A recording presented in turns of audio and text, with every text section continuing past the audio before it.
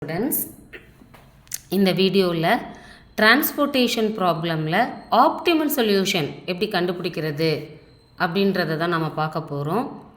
ஓகேவா? ஸோ இதுதான் problem. Solve the transportation problem. Data கொடுத்துருக்காங்க. From to supply demand cost இதெல்லாம் கொடுத்துருக்காங்க. ஓகேவா? ஸோ ஃபஸ்ட்டு நம்ம சப்ளை டிமாண்ட் டோட்டல் ஈக்குவலா நாட் ஈக்குவலா அப்படின்றத செக் பண்ணிக்கலாம். ஸோ இங்கே ஆட் பண்ணோன்னா 3 + 1 4, 4 + 9 13, பேலன்ஸ் 1 43. டிமாண்ட் டோட்டல் செக் பண்ணிக்கலாம். 16 + 12 28, 28 + 15 43. ஸோ சப்ளை டோட்டலும் 43, டிமாண்ட் டோட்டலும் 43. So given problem is balanced transportation. Given problem is balanced transportation. Sum start பண்ணுறதுக்கு முன்னாடி கண்டிப்பாக நம்ம சப்ளை டிமாண்ட் டோட்டல் ஈக்குவலாக இல்லையான்றதை செக் பண்ணிவிட்டு தான் சம்மை ஸ்டார்ட் பண்ணணும். ஓகேவா? நெக்ஸ்ட்டு பார்த்தீங்கன்னா நாம் வேம் மெத்தட் அப்ளை பண்ணி இனிஷியல் காஸ்ட்டு ஃபைண்ட் அவுட் பண்ணணும். ஓகேவா?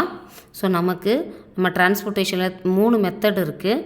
North west, least cost, VAM. அதில் நமக்கு இனிஷியல் காஸ்ட்டு பார்த்திங்கன்னா வேமில் தான் மினிமம் காஸ்ட்டு கிடைக்கும் இந்த கம்பேர் டு இந்த 3 மெத்தடில். ஸோ அதனால தான் நம்ம வேம் மெத்தடை ப்ரிஃபர் பண்ணிக்கிறோம். 23, 32, 27, 18, 41. Supply 11, 13, 19, demand 6, 10, 12, 15. ஓகே, ஏற்கனவே நான் வேம் மெத்தட் அப்ளை பண்ணி எப்படி இனிஷியல் காஸ்ட்டு கண்டுபிடிக்கணும்னு சொல்லி கொடுத்துருக்கேன். ஸோ இதுலேயும் நம்ம அதை பார்க்கலாம். ஸோ வேம் மெத்தட் அப்ளை பண்ணோன்னா நம்ம டேபிளில் ஒரு ரோலையும் மினிமமாக இருக்கிற 2 வேல்யூ எடுத்துகிட்டு அதோட டிஃபரன்ஸ் பார்க்கணும். இப்போ ஃபஸ்ட்டு ரோவில் மினிமம் பார்த்தீங்கன்னா 13ம் 16ம். ஸோ 16க்கும் 13க்கும் இருக்கிற டிஃபரன்ஸ் 3. செகண்ட் ரோலில் மினிமம் பார்த்தீங்கன்னா 14ம் 17ம். So 17 - 14 difference 3. தேர்ட் ரோவில் பார்த்தீங்கன்னா மினிமம் வேல்யூ 27ம் 18ம். ஸோ 27க்கும் 18க்கும் டிஃபரன்ஸ் பார்த்திங்கன்னா 9. ரோக்கு பார்த்துட்டோம். இதே மாதிரி நம்ம காலம்க்கு எழுதலாம். ஸோ காலமில் பார்த்திங்கன்னா 21ம் 17ம், அப்போ டிஃபரன்ஸ் 4. இங்கே 16ம் 18ம் டிஃபரன்ஸ் 2. 14 18 டிஃபரன்ஸ் 4. 13 23 டிஃபரன்ஸ் 10. அப்போ ஹையஸ்ட் டிஃபரன்ஸ் பார்த்திங்கன்னா 10. இப்போ இந்த ரோவில் தான் நம்ம ஃபஸ்ட் அலோகேஷனை செலக்ட் பண்ணணும். ஃபஸ்ட் அலோகேஷன் இதில் மினிமம் பார்த்திங்கன்னா 13ல் அப்போ சப்ளை 11, டிமாண்ட் 15. 11 தான் மினிமம். 11 உள்ளே அலோகேட் பண்ணுங்கள். ரிமைனிங்கை டிமாண்டில் 15ல் 11 சப்ட்ராக்ட் பண்ணி எழுதிக்கணும். இப்போ எனக்கு இந்த ரோவில் சப்ளை கிடையாது, அதனால் அதை கேன்சல் அதுக்கு வந்து நம்ம ஐஃபன் கொடுத்துக்கலாம். இனிமேல் நம்ம அந்த ரோவை சூஸ் பண்ணக்கூடாது அலோகேஷனுக்கு.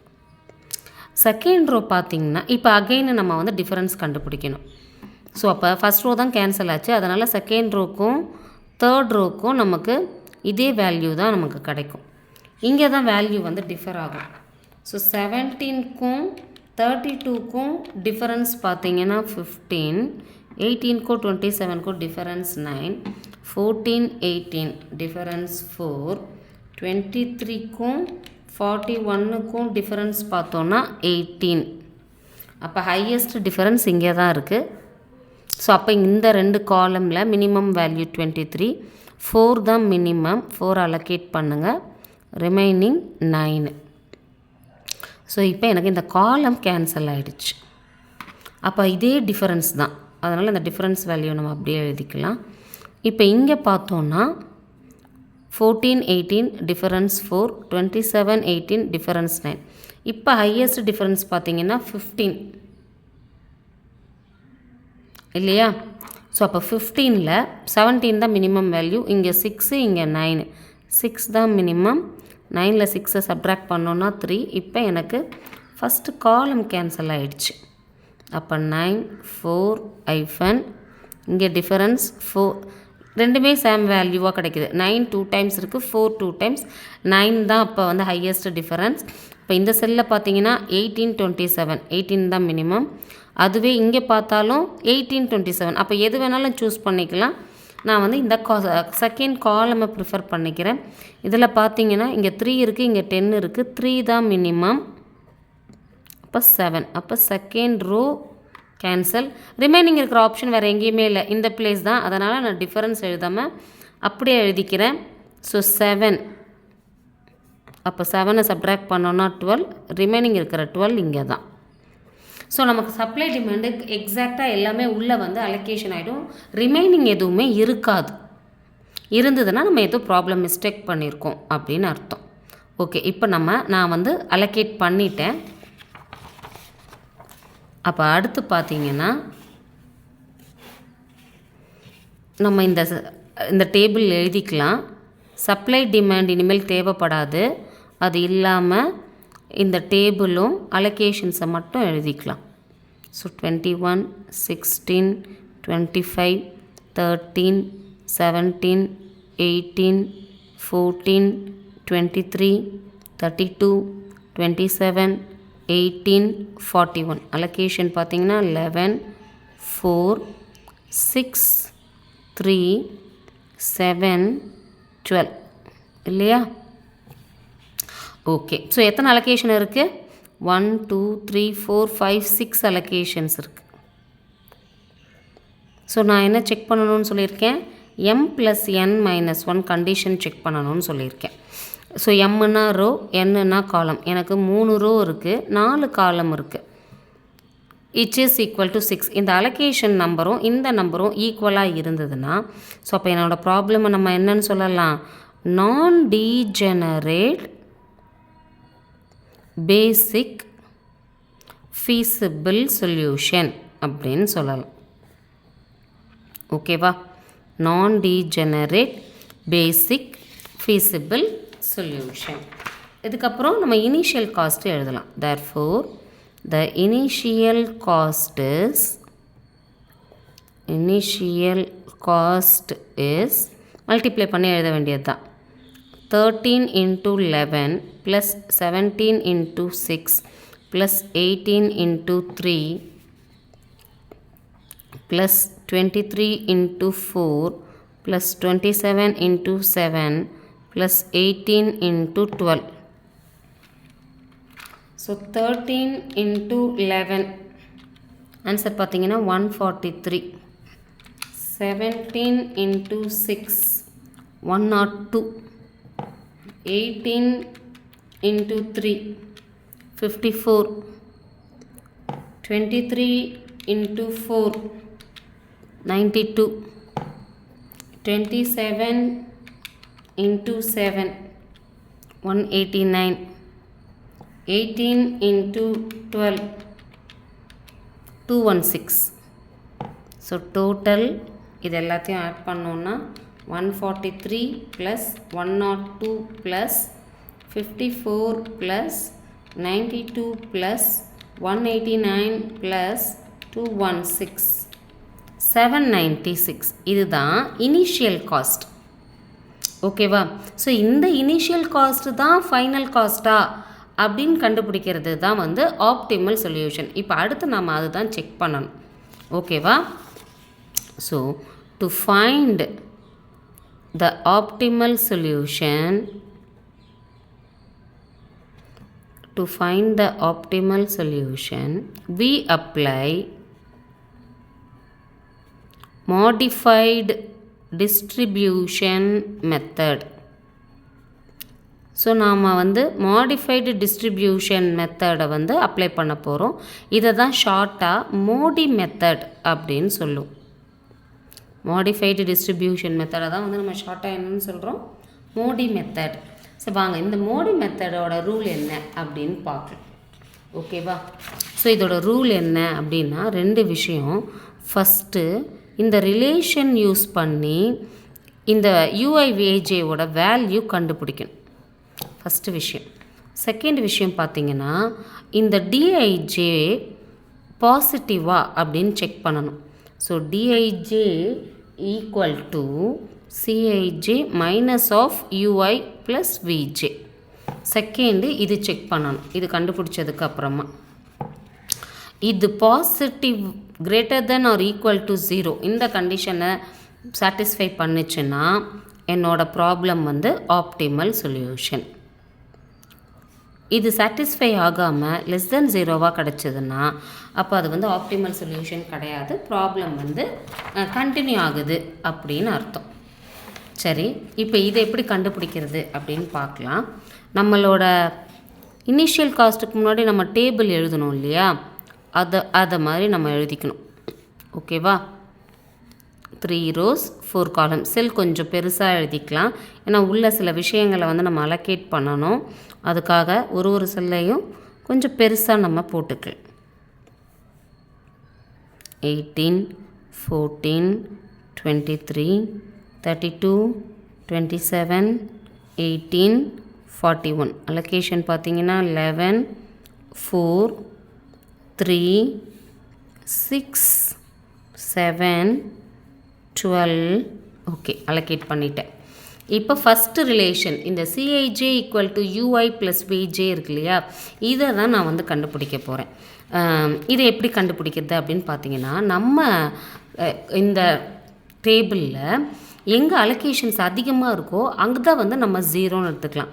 இப்போ ரோவை வந்து நான் யூ அப்படின்னு பேர் வச்சுக்கேன். யூஐன்னா ஃபஸ்ட்டு ரோனா U1, செகண்ட் ரோனா U2, தேர்ட் ரோனா U3 அப்படின்னு பேர் கொடுத்துக்கிறேன். காலமை வியில் பேர் வச்சுக்கிறேன். V1, V2, V3, V4 அப்படின்னு நம்ம எழுதிக்கணும். எழுதிட்டு இங்கே தானே எனக்கு மேக்ஸிமம் அலோகேஷன், அந்த இடத்த நான் 0ன்னு எடுத்துக்கிறேன். சப்போஸ் ஈக்குவலாக இருக்குதுன்னு வச்சுக்கோங்களேன், அப்போ என்னோடய சாய்ஸ் எது வேணாலும் ஒன்று நம்ம 0ன்னு எடுத்துக்கலாம். இப்போ நான் இதை 0ன்னு எடுத்துட்டேன்னா இது செகண்ட் இதுவா, அப்போ இதை சூஸ் பண்ணுங்கள். செகண்ட் ரோ ஃபஸ்ட்டு காலம், அப்போ C21, 2ன்றது ரோ, 1ன்றது காலம். இந்த சிஐஜேனா ஐனா ரோ, ஜேனா காலம். C21 equal to U2 plus V1 அப்படின்னு எழுதணும். இங்கே C21னா உள்ளோட காஸ்ட்டு 17, U2 நான் என்னென்னு எடுத்திருக்கேன் 0ன்னு எடுத்திருக்கேன். அப்போ V1ஓட வேல்யூ என்னென்னு எனக்கு கிடச்சிருச்சு 17. அப்போ V1 இருக்கிற பிளேஸில் 17 அப்படின்னு நம்ம எழுதிடலாம்.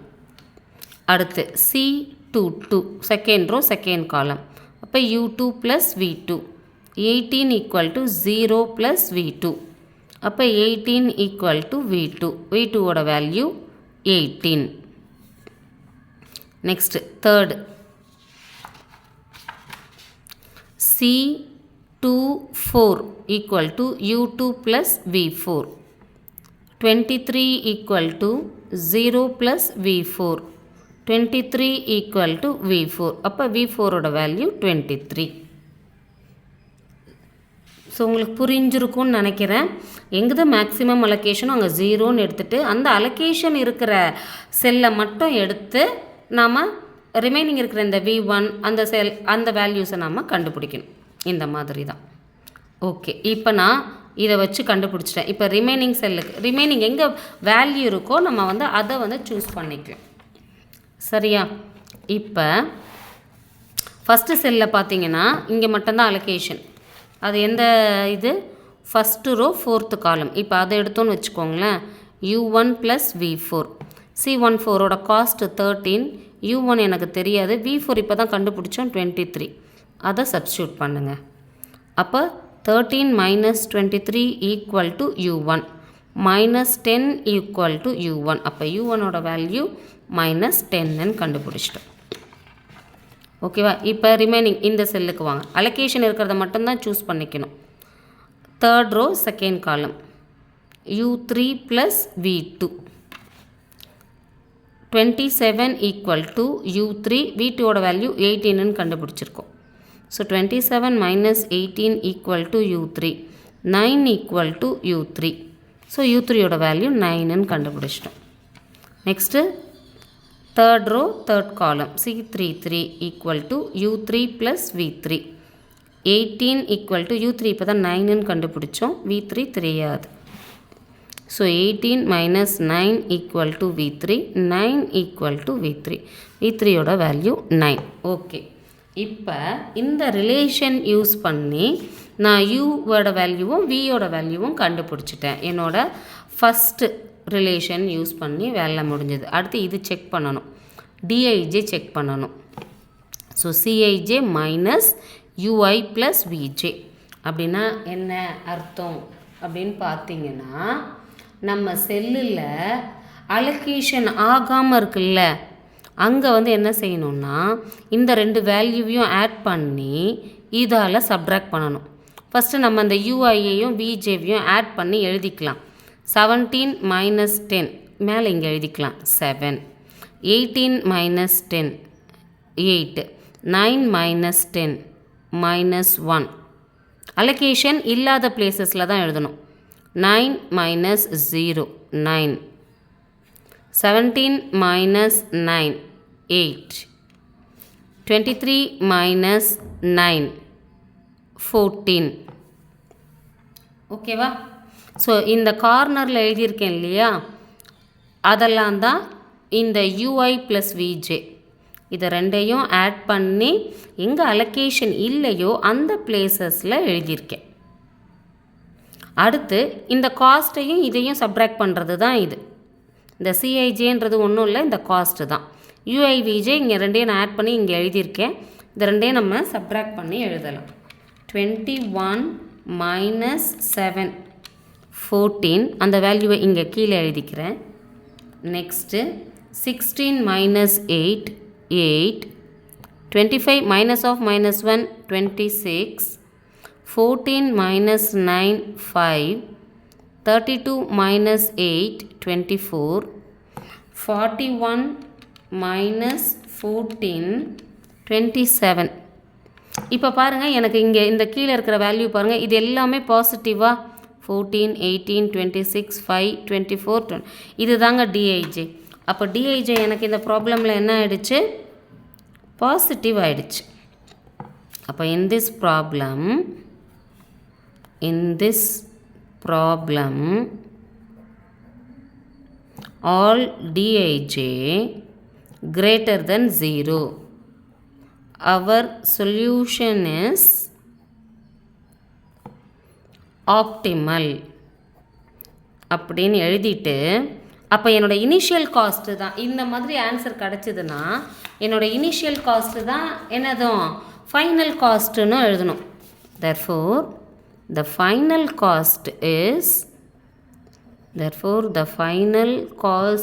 is அந்த இனிஷியல் காஸ்ட்டை அப்படியே நம்ம தூக்கி எழுதிட வேண்டியது தான். 13 into 11 plus 17 into 6 plus 18 into 3 plus 23 into 4 plus 27 into 7 plus 18 into 12 equal to 143 plus 102 plus 54 plus 92 plus 189 plus 216, which is equal to rupees 796. So இந்த மாதிரி சம்மை கம்ப்ளீட் பண்ணணும். Thank you students.